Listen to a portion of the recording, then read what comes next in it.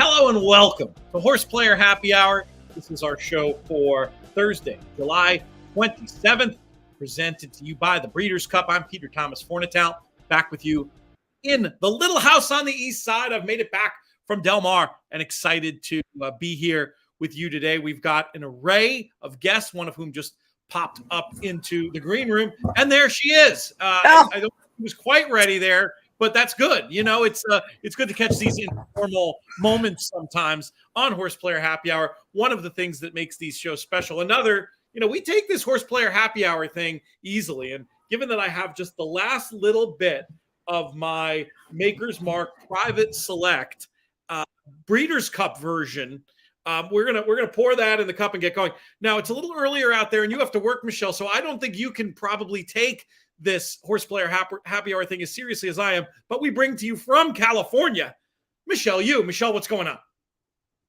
You got to unmute. Don't pull a JK. Okay. The problem was it was not on mute, and then it was earphones through the Yeti, and that didn't really work either. Nope, that doesn't. Yeah, that's tricky. But everything good? Oh, there we go. We got a sober person joining us. Someone who's going to be joining us later in the show. I just told her we got to have her hop on now for a minute because the last time she was on, she did the first ever miming in the history of the In the Money Media Network, which was popular. But today we would like to hear her mellifluous voice from the other side of the pond. Let's bring in for a quick check here, Vanessa Ryle. Vanessa, can we hear you? Can you hear me? You're not speaking deliberately. You can hear me. You sound great. So this is great. You have time to prepare a cocktail. You're at an appropriate drinking hour over there. Prepare a cocktail. You're going to come back to us in about. Oh, you're already. She's ahead of the game. I knew this is why I know you two will get along. We're going to call that a successful test. We're going to come back to you in about 25 minutes, and Michelle and I will kick off this first portion of the show very soon too. We'll take a look at the leaderboard, but before we bring you in properly, I just wanted to give people an update about what this is in case they're first timers. Horseplayer Happy Hour, an interconnected series of contests. So we go from June right through the Breeders' Cup, and every week for the first 16 weeks is what we call our regular season. And folks who finish in the top 10% get to advance to a Breeders' Cup qualifier on Saturday, like a normal feeder into a qualifier, with the exception that the house cut for these contests goes to charity, goes to the Thoroughbred Retirement Foundation and the Thoroughbred Aftercare Alliance. And then this interconnected series, the overall winner, the person with the best 7 scores, I think it is, will win a BCBC seat. So that's 10,000 added to the pot. And then we have a whole playoff contest at the end where the top 2 finishers from every week will face off with some added people from the tour.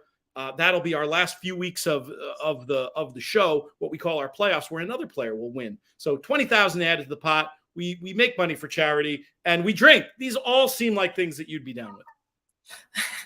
I mean, for me, I'm very happy. I'm actually not drinking alcohol yet. It is only 1:00 my time, and normally I'm not working today. You're not working today? Not today. Okay, I didn't realize that. I thought you were out there every day at Del Mar. Nope. Actually, I just came home because I was. You see, my calendar is like crazy. Okay, so I was obviously at Haskell. I came back. I had 2 Disney events this week, and then I had this today. But I had to come home because I'm sending my kid off to sleepaway camp this weekend. Oh, wow. So we had to come home and do literally 8 loads of laundry, ride her pony, take care of all my layup horses. So we're actually even missing the races today before I go back tomorrow. Well, we appreciate that you chose to spend some time with us in a busy time. Tell me about the sleepaway camp. Is it of the horsey variety? It is of the and it's called Rawhide Ranch. It looks like I don't know, like Hey Dude. It's just like a very rustic, primitive dude ranch, but it's all for little kids. And we had like a mother-daughter weekend in May that I went to, so I could get the lay of the land and see, how the counselors were and the horses were and everything. But it's gonna be exciting for her. Yeah. Well, and that's good for the kid is, you'll miss them, but it's good for you too, to let them get out there and spread their wings a little bit. I'm not sure I could convince my daughter. I got her to do one night of overnight camp. And I think in her melodramatic way, she described it to me as the worst thing ever. So I'm not quite sure when I'm going to get back into. Well, my second kid, I don't think you could pay him to go to sleepaway camp. Okay. He is still firmly not only in my bed, he sleeps like right here on my shoulder. If I have to like get up to pee at night, Pete, he's like grasping for me. So he's definitely not going to be the sleepaway kid. But Olivia likes stuff like that. So I apologize for not getting you all the specifics. Were you able to take a look at this upcoming 7th race at Saratoga? Is there a chance we're going to get hey, what's up? Is there a chance we're going to get a race call here from you in a little bit? Sure, I'll give you a race call. I love 11 horse fields going a mile and 16th. That sounds so part fun. of the reason why I didn't tell you about it, but you've done well under similar circumstances in the past, right on these airwaves. So I love it. Look at the family portrait. I gotta get Perrin in here, but she's playing a game with her cousin called Throw Burrito. And last I looked, they were throwing burritos at each other. So I don't want. Is that the hot burrito game? Yes, exactly. There's some I like that game. They've got one that's a kitten that you can throw the kitten. Is that the Exploding Kittens game? Yes, Exploding Kittens. Yeah, she's into that too. Okay, children, go away. You can take a little break from us, Michelle, if you need to do some momming. See, the one bad thing is we live in a very small house, and I used to have an office. And my office, I could close the door and lock it. But Olivia needed her own bedroom, so she got my office. And now instead, I am out in the middle of the living room.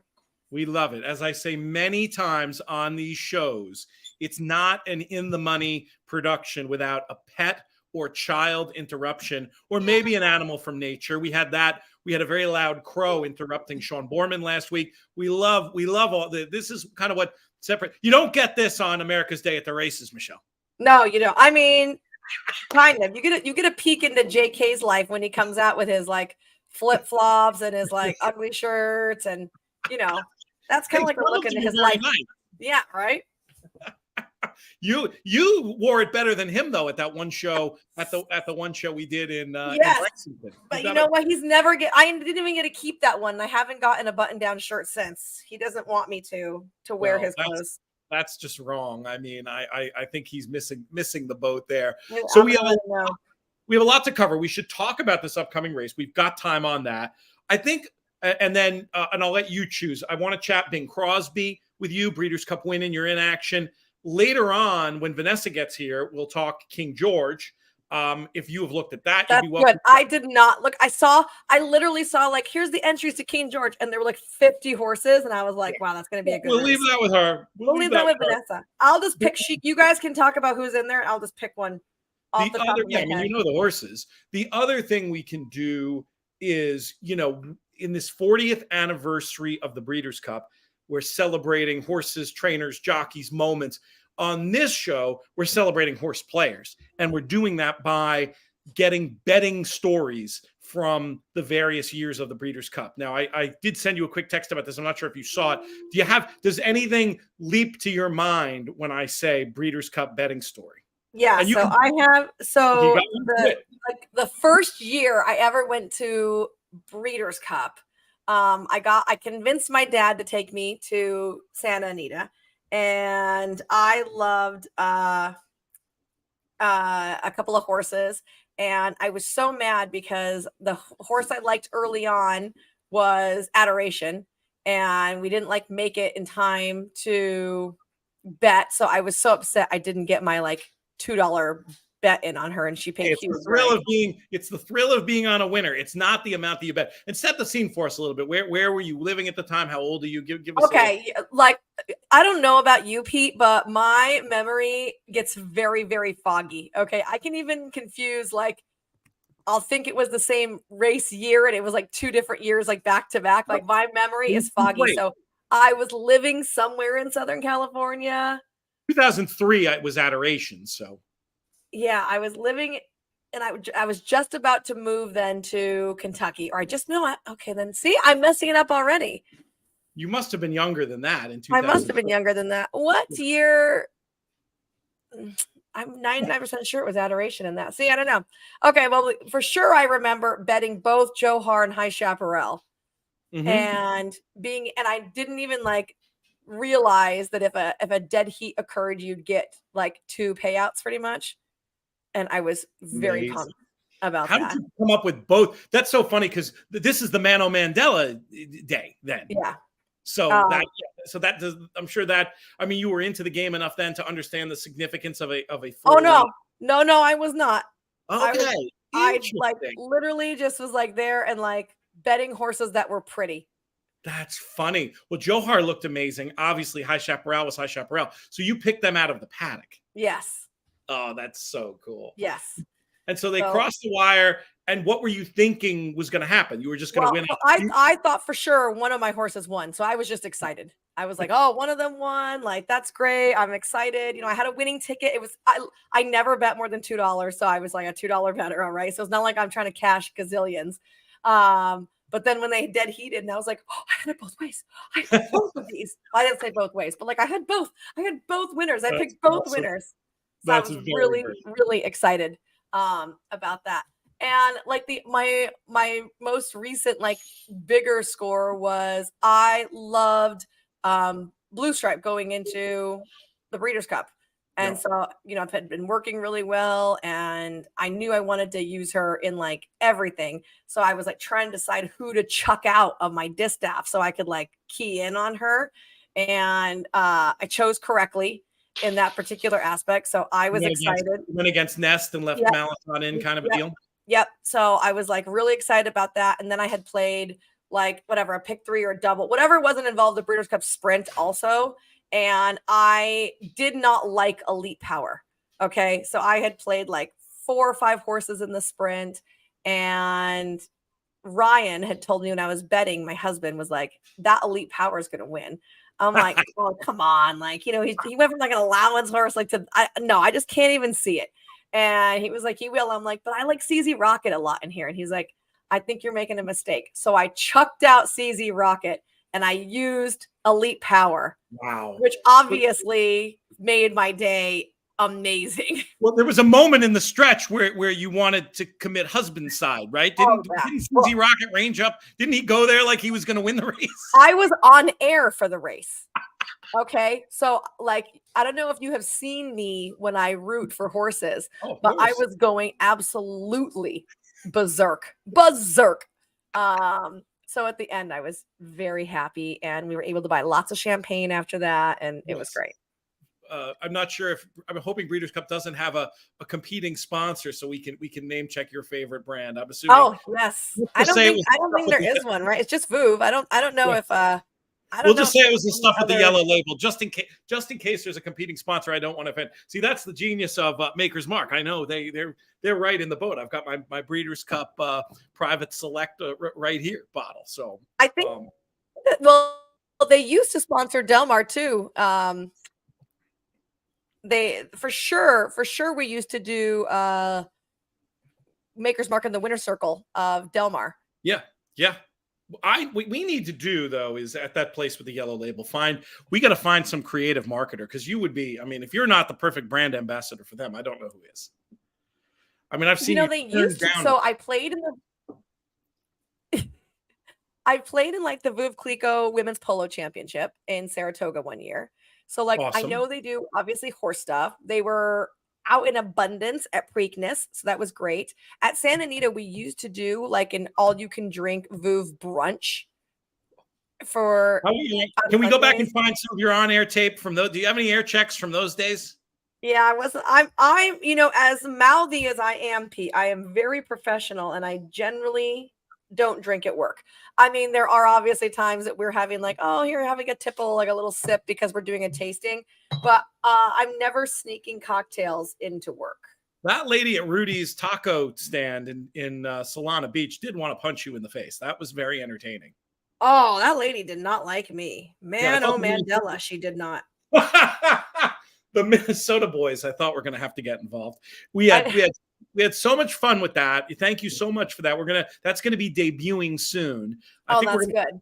I don't know. By the way, yes. I have to tell you this because I had also tipped Josh on going to Del Mar, and the best thing to eat was a piece of Cardiff crack, or a Cardiff crack sandwich, which is something that you get at the Seaside Market down the street, but they brought it to the track. And of course he gets there, and Frank Scattoni tells him, oh yeah, they stopped doing that. So Josh had to go eat some, I don't know, cheeseburger, frozen cheeseburger. He was like, yeah, Scattoni told me they don't do it anymore and all this stuff. So I go to the track, and the first place I go is the place that sells the Cardiff crack, because I have to see for myself if I was incorrect, because I don't like to be wrong. And guess what they sell, Pete? Cardiff crack. Cardiff crack. They do. Yeah. Scattoni was so wrong. So the first thing I did that night when I saw him at Jockey Karaoke was tell him he was an idiot, and that he was wrong. I believe it was Chris Barr's fault. Not to throw anybody under the bus. Now that I just did throw Chris Barr under the bus, let's give his contest a plug, because big contest this weekend coming up at Del Mar. It's live money, if I'm not mistaken, right? It is, and seats for the Breeders' Cup Betting Challenge on the line. So I think you can probably try to qualify on our sister site. I should have mentioned this up top. The Horseplayer Happy Hour contest take place on horseplayers.com, but the sister site, horsetourneys.com, has a lot of places where you have the opportunity to qualify for live bankroll tournaments at various places where you can win your BCBCC that way. So that's something that needs to be absolutely highlighted. We're hoping folks will get involved. There's also the charity challenge coming up at Del Mar August 13th, which is at a lower price point, and an opportunity to win NHC seats and cash. And I think a 1 BCB seat is on offer in there as well. So lots of good stuff coming up contest-wise. And Chris does a fantastic job running contests, maybe less so keeping us up on the current dining options at Del Mar. Yeah, I know, right? I'm definitely not going to ask him like where I can go get myself a breakfast burrito. How was Jockey Karaoke, and did Scattoni sing? Okay, Scattoni does not qualify as a jockey. He's short, but he definitely surpasses the weight limit, and I don't think that singing is going to be his forte.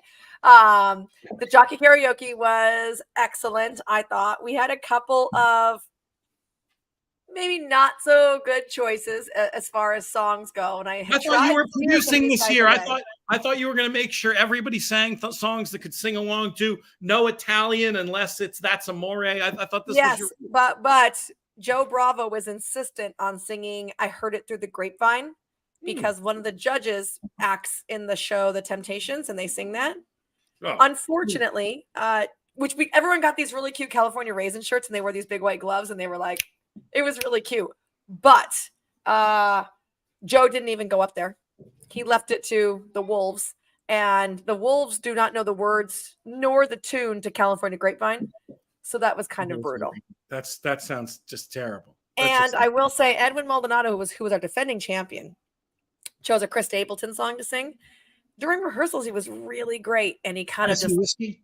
Yeah, Tennessee Whiskey. And he came out in full like he had a beard and long hair and a guitar. Nice. But his song live was not as good as his rehearsal. I mean, I don't think to me, part of the point of karaoke is to be good. It's fun to have one rando be good. No, You know, if I had like a superpower, my superpower would be to sing like the most bad beep karaoke ever. Like, I don't even want to be like a rich and famous singer. I just want to go to the karaoke bar and everyone be like, damn, did you hear her karaoke? Like, yes, you want to be good at karaoke. That's not the true spirit of it. That's not the true spirit of it. The true spirit of it is to get up there and suck and be funny. No, it's not. The true spirit, Pete, you just have like a loser's mentality. Okay. There are certain songs in karaoke I can sing well. I avoid the ones I can sing well, and I make sure to get myself out of range and uncomfortable. I just think it's funnier. Oh, I'll go up there and I like to do unexpected songs. What is your go-to karaoke? Do I have to be good, or can I just be like one that I'll do that I can do okay, but not well enough to feel bad about it is like Bang a Gong by T-Rex. You know, I'm sure you know. No, T-Rex. What is this song? You know it if you heard it. I'm not going to sing here. I need to have about three more. I don't think I would let you pass that with jockey karaoke, Pete. If we were doing like how about karaoke? something by something by Sinatra? You know, we can go in that direction as well. Let me do some artificial crooning. We'll get that. I mean, it'd be fine, but like also not very energetic. But it's just the yeah. I mean, that's fair. I get you want to go. You want to go double time, but a little Fly Me to the Moon. I mean, what's wrong with that? What about you? What's your number one karaoke? Eminem is always my go-to. Oh my! Eminem without me. That's amazing. I would pay to see that. I would donate. We may have to do that before the end of the season here. I don't know. We may get shut down for copyright violations for using the backing track. I don't know. No, it would be. It's like ASCAP. If it's not an ASCAP song, you can't use it. Well, we'll see. We'll see if we can. I need to see this. Is what I'm trying to say. Well, you know what? I forgot. At the end of the year. So we're going to do videos with Breeders' Cup once again. I swear we'll get to this leaderboard at some point. We're going to do videos again like we've done in the past. We did the hot air balloon. We did the visit to our friends at Maker's Mark with Vanessa. We try to do something that's somewhat related to the location where we are. This year, Santa Anita, Los Angeles. What better than mixing handicapping and karaoke? And we can certainly use a short clip of you from there. We'll come up with something good for me. I'll let you help for me. And it'll be fun. I don't know. I feel like Naomi got to go to hot air balloon and you want me to go to like a dive karaoke bar. Doesn't that kind of sound perfect for both of you though? I mean, like in a way, yes, but also like, I'm like, come on, is there not something more fun we can do? Can we not do like dinner in the sky or something? What's dinner in the sky? You haven't seen that? No, what is it? It's literally like a table that 15, 16 people can go on and they lift you up pretty much by like a crane. And you're 350 feet in the air or something ridiculous. Google it. And you eat dinner up there and they cook your whole dinner and everything. And you have to be like harnessed in. This could be a good future video. Would I be terrified? I mean, I was terrified. Oh, yeah. You'd be petrified. It was less the heights though. And the fact that I knew that we were just relying on the wind to, I mean, here you're just hoping this crane doesn't just drop you. If there's option of dropping me, I'm definitely terrified. All right, let's look at this leaderboard. Let's see how we're doing today in this all. Come on, leaders. And let's see who's there. And then I also got to figure out Patrick. Good job. Who do you got? Patrick Farrell, 5710. We're halfway through. So these numbers mean something. Eugene Spruck, Howard Johnson, who we've seen a lot on these leaderboards. Mark Winland, Andrew Uretsky, Mike Schneider, William Moravik, Sean Pillar, Chris Walsh, Daniel Edwards, and a double-fisted Dave Nichols, who does some volunteer work for the Thoroughbred Retirement Foundation and is on a lot of leaderboards. We'll read a few more. John Schimpf, Michael Cavana, who we've talked to many times, Turner West, Jason Leitner, and Chris Bellucci. I'll go to the 20. Patrick Farrell again, Jason Leitner again, Rick Vasquez. And do me a favor, AJ, producer AJ with us today. Go to the last page. I want to see how many people are playing. Oh, actually, I think it's at the top. If you go to the top, it'll say how many entries there are.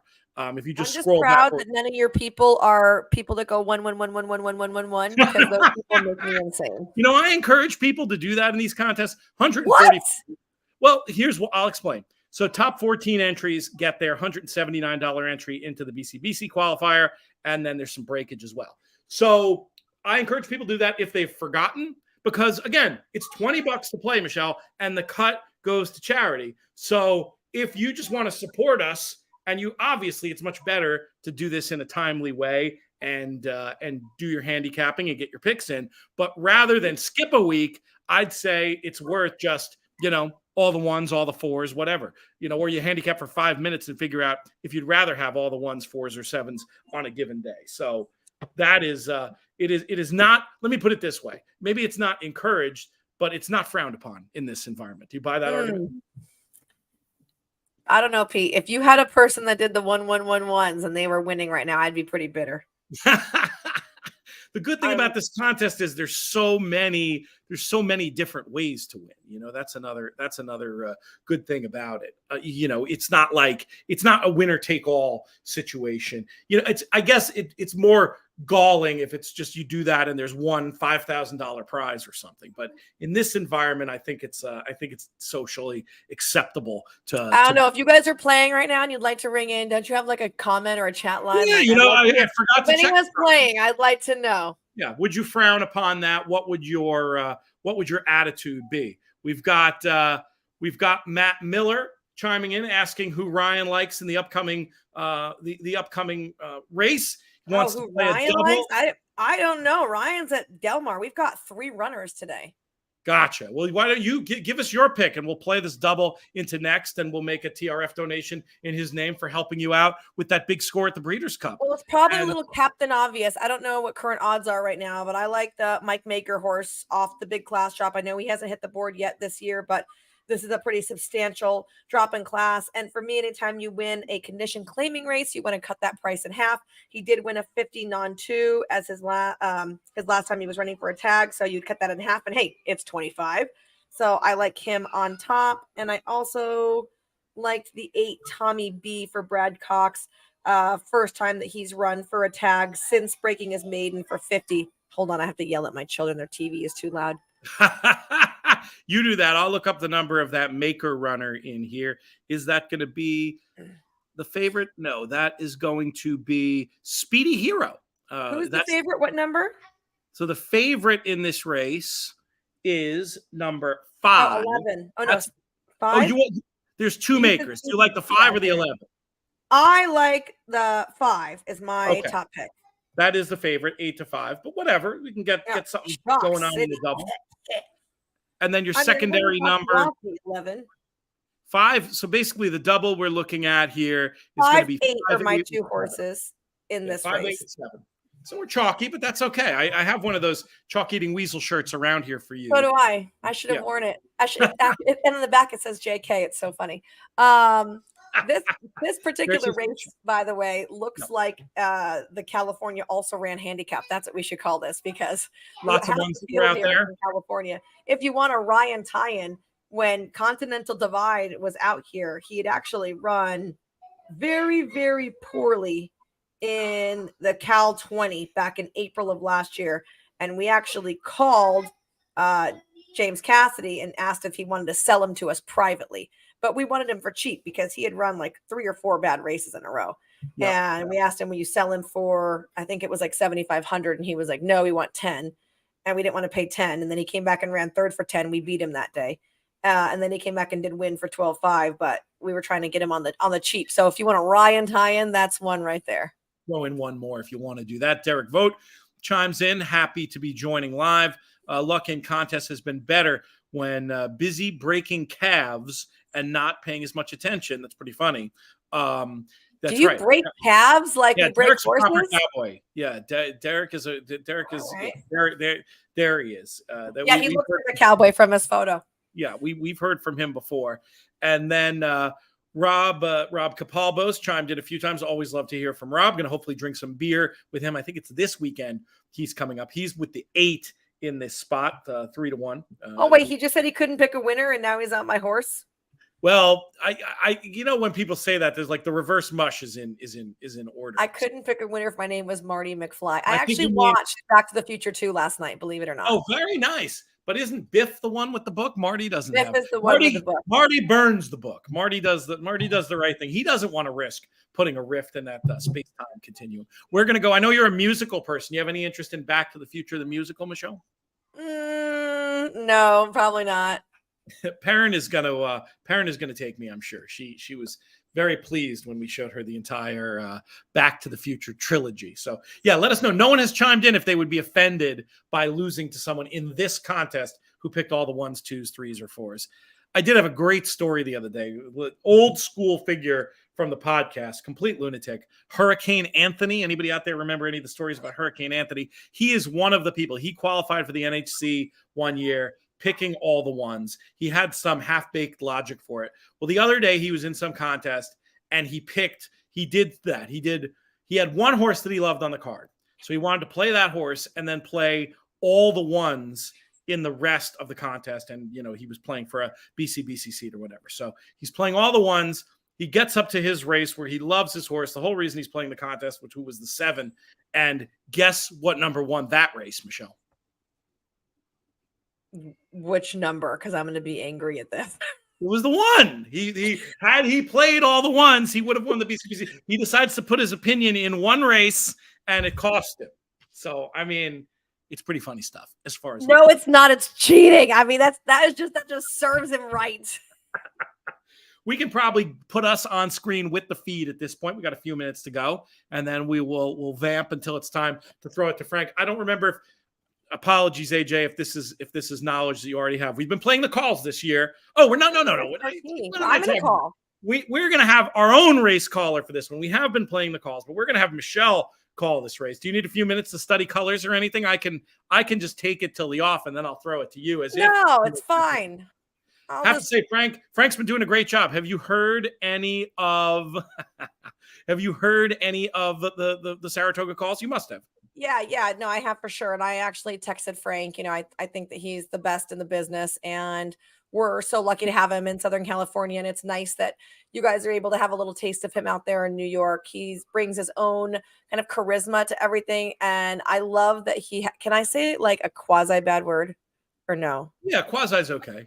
Okay. He's got like such balls. Like he makes calls that I love. I am a wuss. I'm like, ooh, too close to call. They're like half a length apart. Frank like calls them every time. And I'm like, ooh. And I always have like a text thread going on between me and Miramani when I'm at work. And so sometimes I'm like, are you sure that was the right call? And he was like, oh yeah. And he is always right. So I love it. Yeah, he's very good. The way I describe it with him, and there's other other announcers who have this quality, but I feel like he really tells the horse player what they need to know. You know when your horse is going well, when you're paddling. He's not just giving information in the sort of. And he doesn't miss very many horses, right? Like there's very few instances that like a horse is rolling and he hasn't given it some kind of an indication. He got semi caught out yesterday, but it was so not his fault. That horse Ichiban, it was a 1 1/8 race, and this horse Ichiban was, impossibly out of it. And the other horse, I can't remember the name, it was the 2, looked like the winner for sure. And he didn't call the horse the winner, but you could just hear in his voice how much he wanted to call this 2 the winner, because there was no way that Ichiban could get there. And in the absolute last gasp, he got there. It wasn't a mess up by Frank, but you could just hear in his voice, like anyone watching, that the race was over and it wasn't going to be Ichiban until it was. Horse just stopped that last 16th. But that's good for him too, because he didn't get caught up and say like, no one's catching, right? Yes, it wasn't like that. Could have said that. It wasn't like that, though. You could just hear him leaning towards, Ichiban making a late run into second, but Ichiban continue. It was like that kind of thing. By the way, completely on another subject, Continental Divide has been warming up so good. That horse has gained a ton of weight since I saw him last. He just looks fantastic out here for Jacobson. Oh, great info. So we maybe want to throw some Continental Divide in, which would be very cool. Why don't we talk for at least a minute, but while they mill, actually it's proper post time. They're going to load quickly.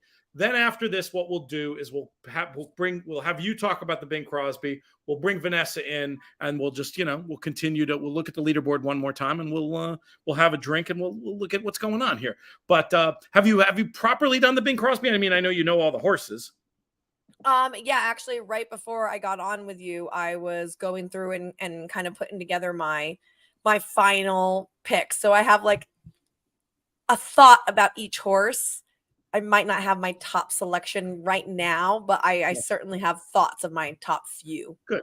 Well, we'll talk that through more thoroughly after this race goes. But yeah, winning you're in action for the sprint.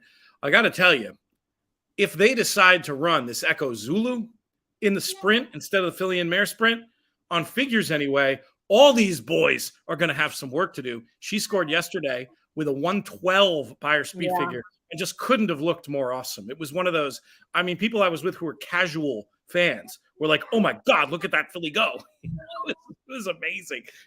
Quick thought on Echo Zulu before we get this race off. Oh yeah, I love all the photos of her. Like the photos of her, she's so far in front and just she looks business. And she's always been so business oriented. I love that about her as a juvenile. She was very workmanlike and as professional and as fast as she was. Sometimes those kind of fillies can be a little bit of head cases or just like runoffs. She's always been so pro. I really enjoy watching her. Would your inclination be to go sprint or filly and mare sprint with the extra furlong with her?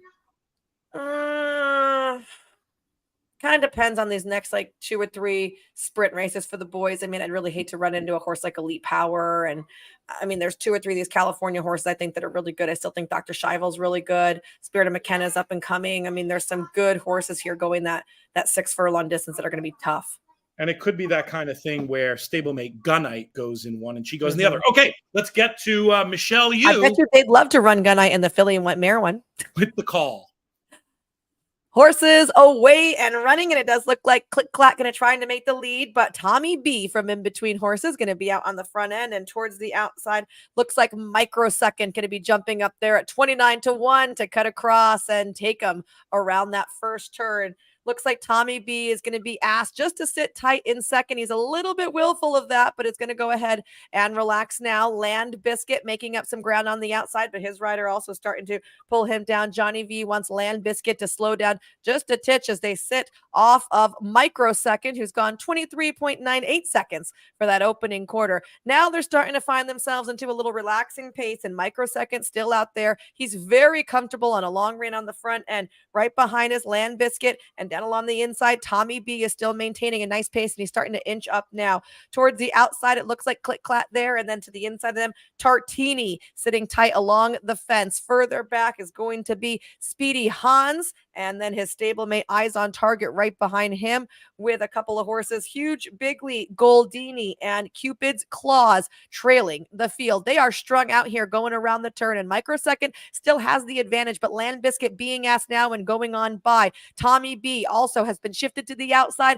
and is being put under a drive to try and reel in Microsecond, who actually found something else. They turn for home. Micro Biscuit still in front. He's under a ride. Johnny V is going to work on Land Biscuit here from the outside. Here is Tartini trying to make a move In Between Horses. And on the far outside, Click Clack, who's been in touch all the way. Oh, some trouble here as it looks like Eyes on Target's trying to make up some ground, but I needed that space. He took it up. Eyes on Target in front, but not without trouble. Fantastic. I mean, that's insane how you can just sort of do that. Amazing.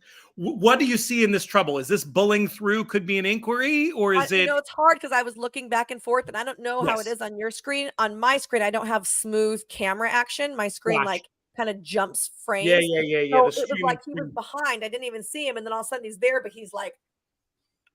I think the hole just opened and Okay, so he's right there in the yellow blinkers that we're watching. The hole is obviously there, but see, he's trying to go like to the rail. Yeah. And then the horse in the pink closes, so he's going to come through. Ooh, he might shut off that blue cap there pretty good. But I don't know. It might have been clear too. We need to see that. He might have been clear and just the rider kind of like leaning this, you know what I mean? Yep. And it's one of those hard to say if that horse was going to find anything anyway. So I think they'll be all right. I mean, the good news is that I picked the winner. At 7-5. But yes, I'll tell you that. Hey, I can't pick the prices, Pete. I can only pick the best horse. That Click-a-Tat ran a hell of a race. Well, I think we're alive in the charity double for Matt Miller, and knowing him, he'll have played a nice amount with Eyes on Target. Let's just make sure. We'll see if they look at this. Definitely a race where I would love to see the head on, because that was pretty I would love to see the head on there. Microsecond ran really well, by the way, for that entire race. He got some breathing room, and whoa, see how that 5 just like bolted through there. Yeah, he could just be a little rogue. Like it could just be him. Maybe Irad wasn't even aiming for that hole, and that's why he was kind of caught behind the bit a little bit. Maybe that horse saw the hole and he went himself, because that's exactly what he just did right now, going across. As predicted, there is an objection. What I think we'll do is we'll keep one eye on that. I want to bring Vanessa. How do I do that? Too much of this. We'll bring Vanessa back, and there she is. And Vanessa, we're going to multitask here while we figure out what's going on with this objection at Saratoga. But we need you. I don't think you have a ton of time for us because this race ended up running late. But we definitely need to get your thoughts on winning your inaction from this year's King George. The only thing that's keeping me tight on time, Peter, is my bed. Like so it's 9:40 p.m. right now. I thought you were going out. I thought you were going out still, some sort of late night, some sort of clubbing. I thought that was how you rolled. I know. I think like there's a common misconception with me. There's definitely a common misconception. I think people think I am the sort that would go out on a Thursday night, but no, I have a strict 10 a.m. bedtime. 10 p.m. 10 p.m. 10 a.m. 10 a.m. bedtime. 10 a.m. bedtime. Exactly. Get home from the club, make breakfast. Anyway, strict 10 p.m. bedtime. Because I got to be fresh. I've got 2 days of Ascot coming up. But before we get stuck into Ascot, so I'm not really on that much of a time schedule. Before we get stuck into Ascot, like, let's just rewind a little moment there. Michelle, what the hell was that? Like, how are you capable of doing that? Of being the person you are, looking as good as that, and then calling a race? Like, what the? Like Vanessa, we should have her on more often. I'm actually genuinely, honestly, I actually did a video there whilst you were doing that because I was just like, this is blowing my mind. Like, I kind of knew you were savage in loads of ways, but I was like, is she going to actually call this race? And then it was like, over to Michelle to do the call. And I'm thinking, hang on a minute. If I'm to make it in life, do I have to be like that? Because I am a long way off. Well, thanks, Vanessa. It's been a lot of drinking that's gotten me there.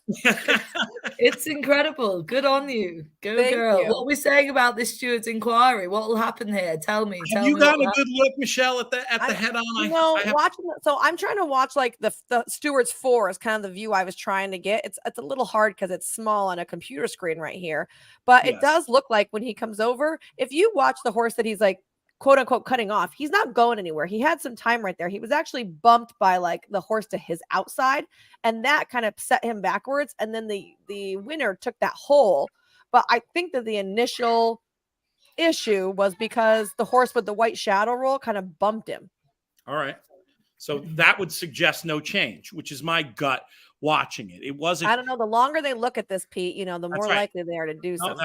That's 100% right. But I mean, how quickly do you get a call normally with a steward's inquiry over there? I mean, this involves a lot of horses, right? Like we're talking like we got to be looking at 4 horses right now to see what's going on. So it's going to take longer than it normally would, because I feel like a lot of our inquiries, some are down the lane 2 horses. Did they make contact? Did they not? Right. And then you have to take into consideration, are you costing their horse a placing? That horse like never really was going anywhere. That's the big difference, Vanessa, with category 1 and category 2. In category 2, they ask our stewards really to play God. They're not just saying, would the fouled horse have won like category 1?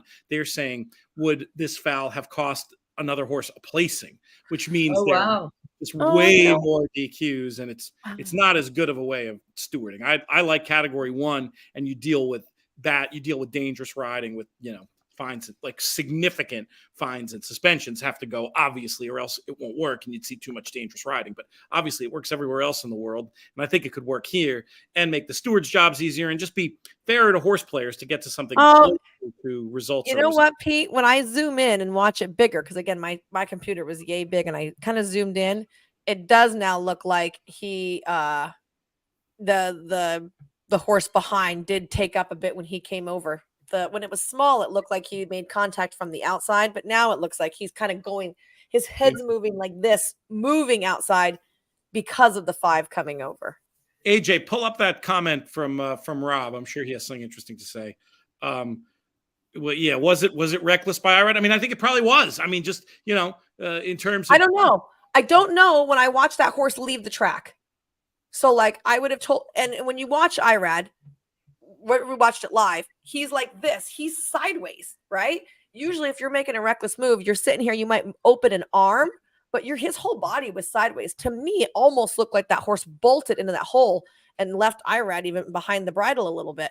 And when you watch that horse make the transition onto from the turf course to the dirt, he was like kind of like cantering up to there, and he like bolted through again. So I'm telling you, this could be a weird situation where it's the horse and not necessarily the rider making him do something. Very interesting. I mean, when they're taking this long, it's starting to feel kind of DQ-y, but we'll see. We'll see what they end up doing here. Obviously, big contest implications with the 12 being a bigger price, and for our charity bet, we want this to stay. I was just basing my comment on, this is something that unfortunately he has been guilty of many times. So there could be a little bit of a boy who cried wolf thing. Then again, the stewards very often let what I feel are reckless actions by him stand. And again, I would like to see like a true head on. The head on that we're getting to watch on that quad camera is kind of like an angled head on, right? So we can't see it like true, like straight on, without any other like things in the way. Yeah, we'll see what they show after the fact here. Well, we probably won't have that on our broadcast, but that would be more definitive. But boy, we're now into them taking a fairly serious amount of time on this, and it does make me think bad things for our bet. But maybe I'm just reverse mushing us. We'll have to see what they decide to do here. We'll get to that. We'll get back to that momentarily. Vanessa, you're coming to Saratoga. We're excited to see you. It's just next week, right? I am overexcited. Like I am, in terms of how revved I am, I'm revving as much as any car is capable of revving. Like, okay, just to like tamper your excitement real quick. It was like 95 and raining today and like 88% humidity. Do you know what? You are literally raining on my parade. And I am here for that in quite a major way, because sometimes I do just need settling down a touch.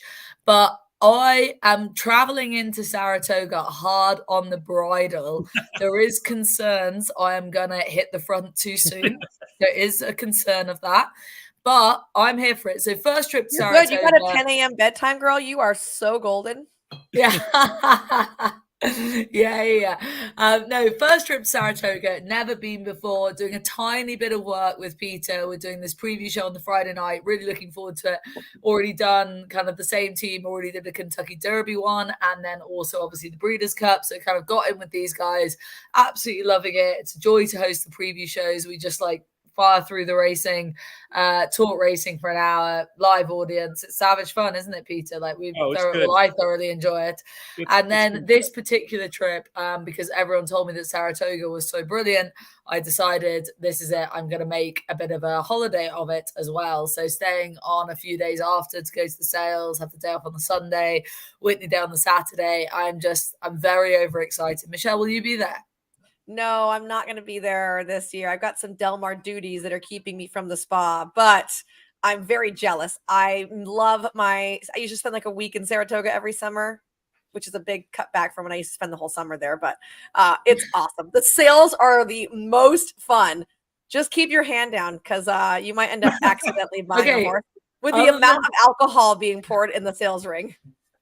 Other than keep your hand down, what one bit of advice would you give me going to the Saratoga for the first time? What's the one thing you would tell me? It can be anything. It can be horse related, clothes related, town related. What's the one thing you would tell an English girl traveling to Saratoga for the first time for a week of Whitney Day and sales? Okay, first thing is you should have already had your dinner plans, and if you don't, you better mooch off someone that has dinner plans. Otherwise, you're kind of screwed. I've got it sorted. Yep. Got it sorted.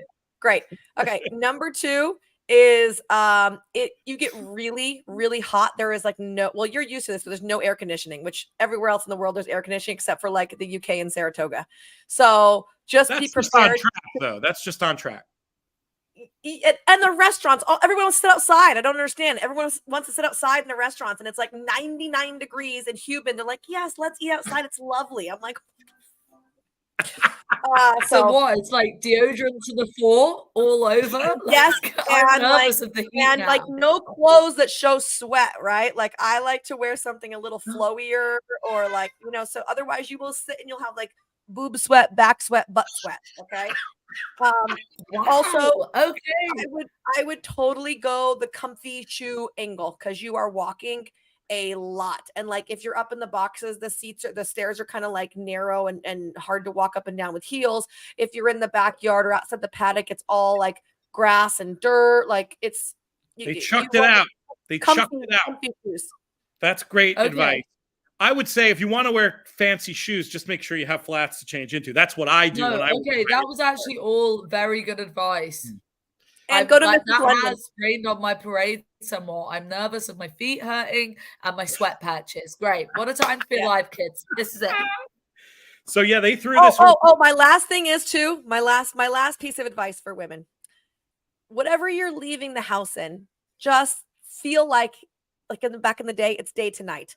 Because you might not come home until like 1 or 2 in the morning. So like bring your charger, make sure your bag is like, don't bring a bunch of stuff thinking I'm going to go home in between. Because if you're at the races and then you're drinking and having fun, someone's like, let's do dinner. Oh, it's right now. It's already 7 o'clock. You're like, oh, I don't have time to go home and everything. You just got to have everything with you. You can't make a plan to like go change or go do this. Just have like Mary Poppins it. Okay. Basically just be ready. Just be ready bring your cash and your passport just in case you find a guy with a private jet and you guys want to go somewhere real quick. I'll be off, honestly. I could be a flight risk in a major way in somewhere like this. Anything could happen, kids. Oh, Michelle, Vanessa and I are not allowed to be in the same spot together, you guys. This is bad news. That sounded like the voice of experience when you were talking about meeting a guy with a private jet. Is this something from your younger days that actually happened to you? I have certainly gotten on a private jet at Saratoga before.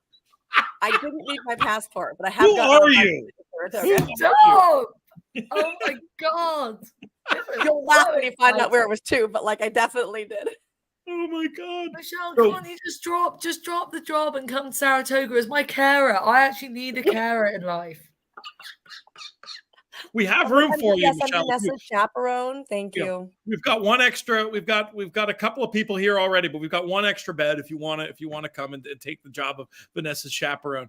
But I have a serious planning question that we would normally do off air, but since we're down this rabbit hole, so we have 2 seating options. And Michelle, maybe you can help me choose for this. So we have the very comfortable stretch area, which is always breezy and great viewing and lots of room, but a mile from the paddock.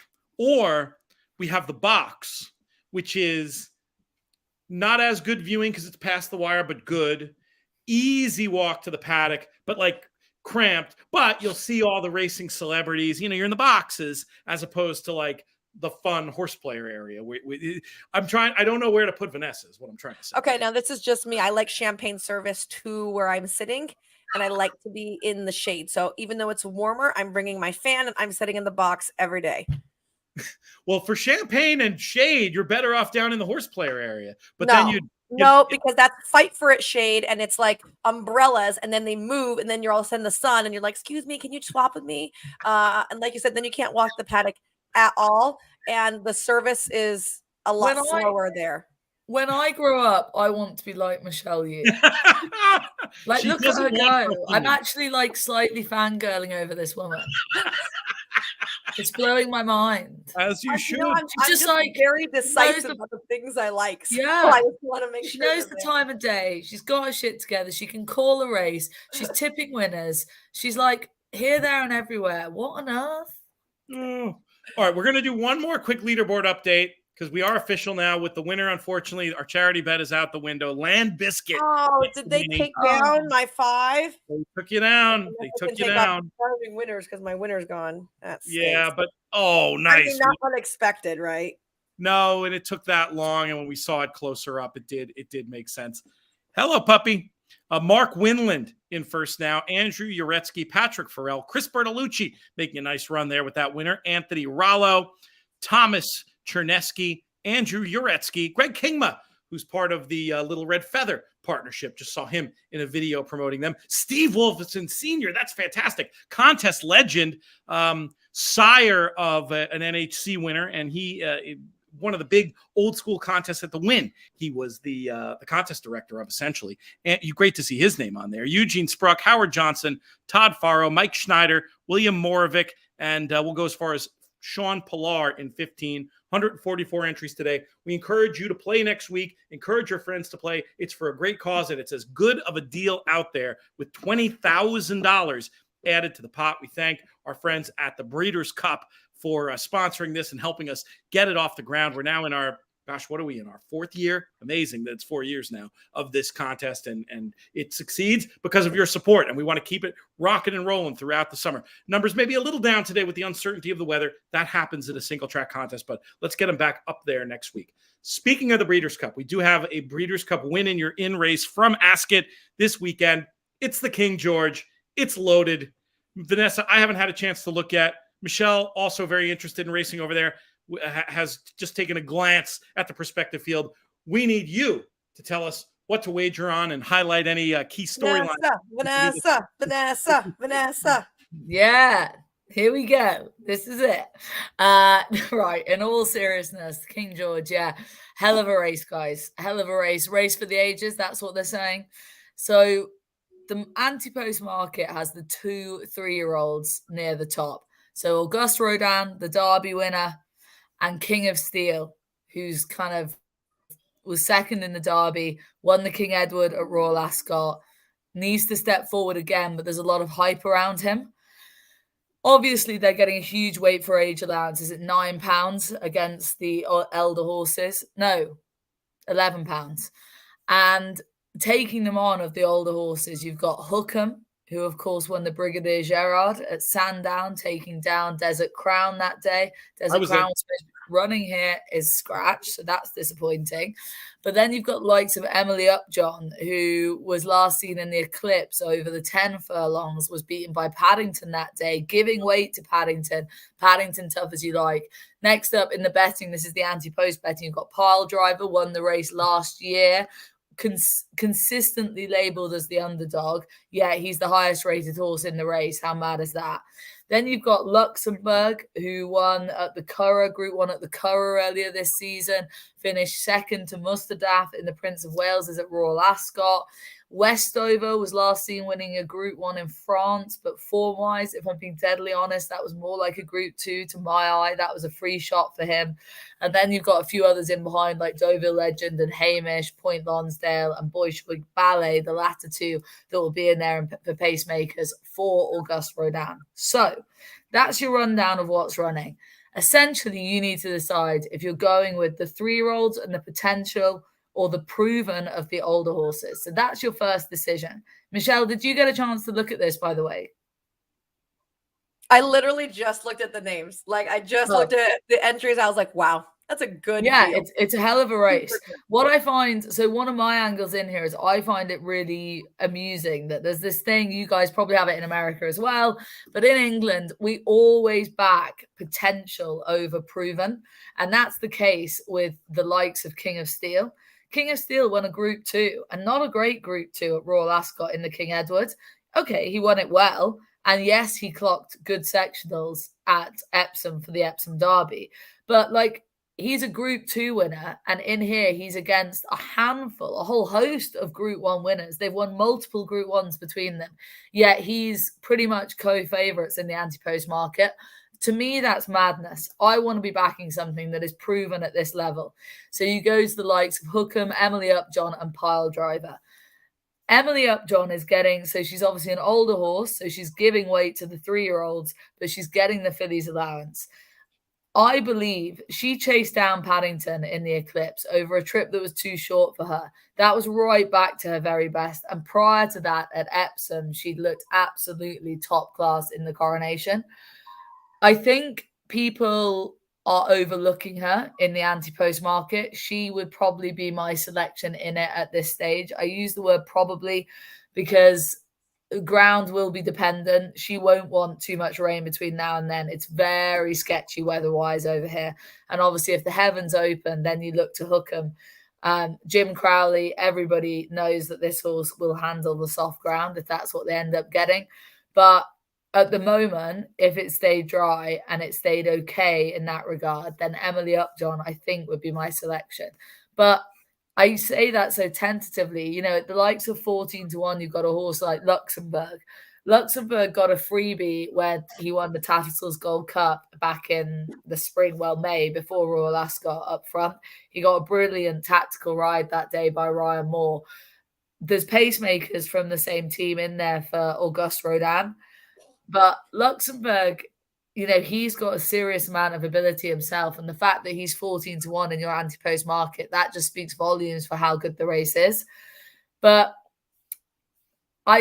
in a way, to summarize, I'd love to see Auguste Rodin. Okay, I've tipped up Emily Upjohn. I am aware of that. And at the prices, that is my selection. What price is Emily right now?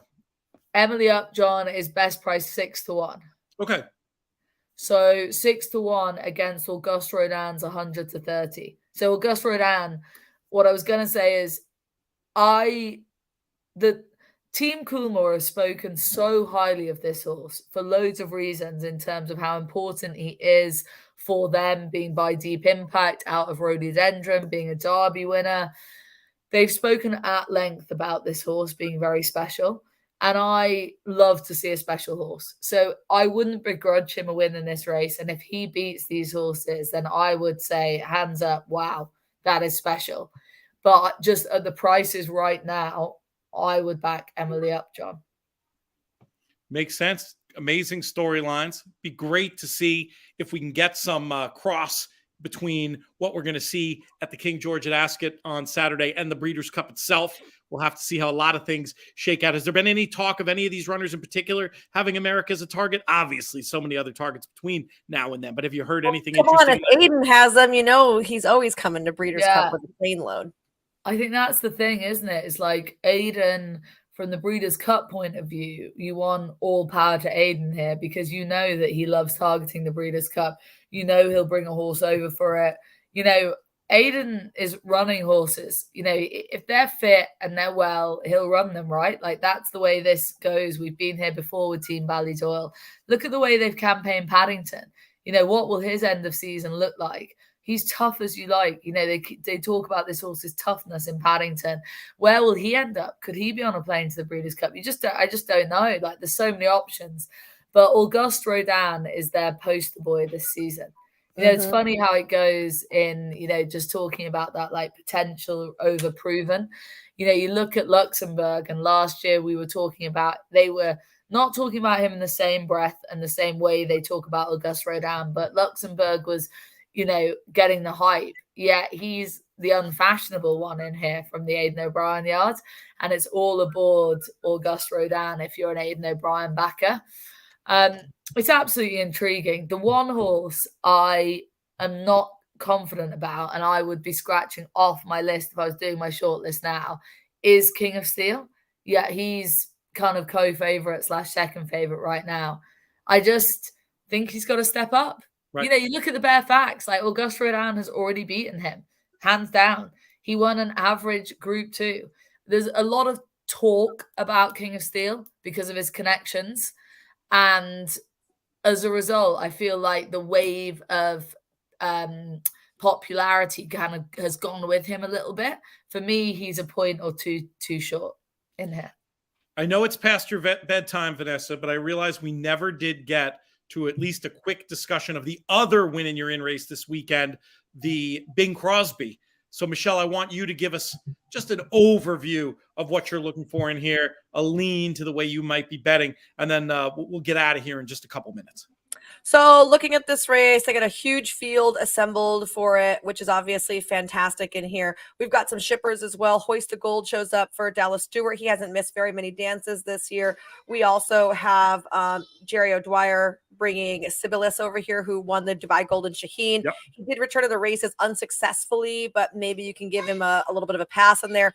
For me, I'm not going to, because even going into Dubai, I mean, he was just kind of a minor stakes winner. I want to see him prove that he should really be good instead of just saying like, yes, because he won in Dubai, he's, you know, the next best thing. I think for me, I'm going to end up leaning on Dr. Scheibel in here. Look, He came off of the bench off an extended layoff, and he handily defeated his 2 other rivals who might not be in love with the fact that he had a 3-horse field in there, but you have to like the way he do it. And for him, from a mental and from the ownership standpoint, that was a great return to the races, right? You came out, it was successful, it wasn't overly hard, and he blew him away. Then they came back and they did, I don't know. I'm not sure why they did it, but they ran him in the Met Mile, which, they shipped him across. It was a mile, which he's only sprinted before that. It was second off the layoff. I mean, I felt like right after the jump, he was just never really involved after that. So draw a line through it. You get back. We're going third, start off the layoff. We're back at Del Mar. It's his absolute favorite spot. He gets a nice outside draw, which I like for him. He's going to have some speed to run at. I just think everything is like tick, tick, tick, tick, tick, slotting up for Dr. Scheibel. So he's probably going to end up being your favorite, but I certainly think he is the horse to beat in here. As far as like up and comers go, I know a lot of people are going to be thinking Spirit of McKenna is on an absolute roll, and he's been doing really well, but you cannot, in my opinion, ignore the Chosen Vron. He's looking for his 8th win in a row. I know his last bunch were against Calbreds, but he's beating Calbreds at sprint, at route, on turf, he's just winning everything, right? You can't take a horse that's just that good, wins that much and that handily, and say like, oh, now you can't do X. Like, he has tried a graded stake at Del Mar before. He didn't run that well that day. I felt like that was a circumstance of 7 furlongs. It's just a really challenging race distance. And while he suits going 6 or at a mile or at 6.5, maybe 7's just kind of out of his scope. I know that he runs just great at 6 furlongs, so I think that this is going to be a nice race for him to try and get that grade 1. He's pretty much done everything you ask of him. He's won 12 of 16 lifetime. He's a 5-year-old Calbred. He's won multiple graded stakes before. He was a Derby Trail type horse that was winning some of these. And, he's closing in $9 million in earnings. So I think that from a California, and I love this breed standpoint, I want to see the Chosen Vron run well. I am going to use Dr. Scheibel on top, but I'm certainly going to be using the Chosen Vron in all of my wagers.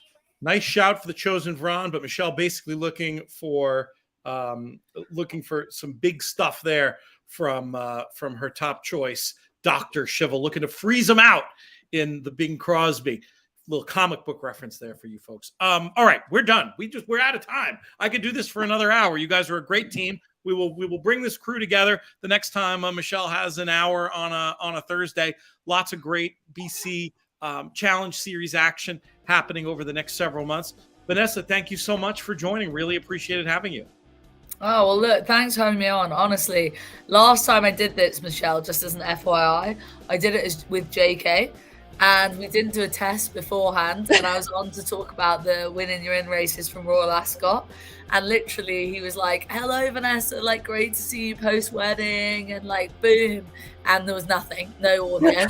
And so then I decided to use sign language to work my way through 20 minutes of a Win and You're In like preview of Royal Ascot. There was a lot of, on a scale of 1 to 10, JK, how do you rate X, Y, or Z horse? And he'd be like, 4. There was a lot of that. Yeah. So this has been considerably better. The next episode, though, we should get back to that just for fun. We can do it all with like signs that we're like, yeah. It's a visual medium. Michelle, wonderful as always. Godspeed over there at Del Mar, and great race call, great analysis, great having you with us for an hour. We'll do it again soon. Thanks, Pete. Thanks, Vanessa. Hope I get to see you soon. Guys. Bring her to Del Mar, Pete. Oh. That's a great idea. Next year. Oh, all right. absolutely. For Vanessa, for Michelle, for producer AJ, for all of our friends at the Breeders' Cup, play Horseplayers Happy Hour next week. Horseplayers.com, Thursday afternoon. I'm Peter Thomas Fornatal. May you win all your photos.